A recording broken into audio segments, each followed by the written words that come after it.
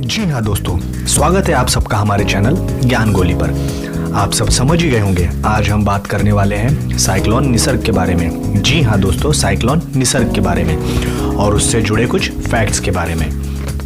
आखिर क्यों हिंदुस्तान, खासकर महाराष्ट्र और गुजरात में निसर्ग की चर्चा है, आइए जानते हैं। निसर्ग अरब सागर में उठा एक चक्रवातीय तूफान है जो कि कहा जा सकता है कि अपने आप में बहुत ही अनूठा है, क्योंकि मुंबई की हिस्ट्री में या फिर कहीं मुंबई के इतिहास में ऐसे किसी चक्रवातीय तूफान का जिक्र नहीं है। यह मुंबई के इतिहास का पहला चक्रवातीय तूफान है।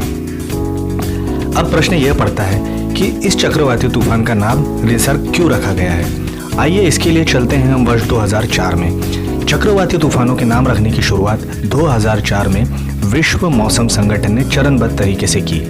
निसर्ग का अर्थ होता है प्रकृति, मतलब नेचर। समुद्री तूफानों के नामों की जो लिस्ट तैयार की गई है उसमें निसर्ग पहला नाम है। दरअसल 64 नामों की जो लिस्ट थी हाल ही में बंगाल की खाड़ी में आए चक्रवाती तूफान एम्फान के साथ समाप्त हो गई है। तूफानों की जो नई लिस्ट तैयार की गई है उसमें यह पहला नाम है। अब सवाल यह है कि आखिर यह चक्रवाती तूफान आते क्यों हैं। इसका साइंटिफिक रीज़न यह है कि समुद्र के गर्म क्षेत्र में जो मौसम की गर्मी होती है उससे हवा गर्म होकर एक लो एटमॉस्फेरिक प्रेशर क्रिएट करती है और यही हवा गर्म होकर तेजी से ऊपर जाती है और ऊपर ह्यूमिडिटी से मिलकर कंडेंसेशन मीन्स संघनन की प्रक्रिया से बादलों में तब्दील हो जाती है। और जब हवा बहुत तेजी से उस क्षेत्र के चारों ओर घूमती है तो घने बादलों और बिजली के साथ मूसलाधार बारिश लाती है। एक जानकारी के अनुसार पिछले 120 सालों में आए सभी चक्रवात के कुल 14% ही भारत के पास अरब सागर में आए हैं। दोस्तों, आगे जानते हैं कि यह तूफान इतने खतरनाक क्यों होते हैं।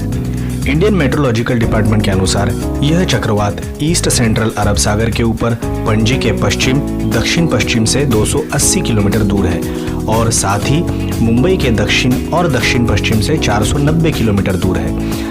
अरब सागर में आने वाले तूफान बंगाल की खाड़ी में आने वाले तूफानों से अपेक्षाकृत कमजोर होते हैं, पर इस तरह का तूफान अरब सागर में कम ही देखने को मिलता है। इस तरह के तूफान फ्लैश फ्लड मतलब अचानक बाढ़ का कारण बनते हैं। IMD के अनुसार करीब 110 किलोमीटर प्रति घंटे की रफ्तार के साथ यह तूफान तटों से टकरा सकता है, लेकिन अब जैसे जैसे यह चक्रवात तटीय इलाकों की तरफ बढ़ रहा है इसका असर ध्यान में आ रहा है। महाराष्ट्र और गुजरात के तटीय इलाकों में रेड अलर्ट जारी किया जा चुका है।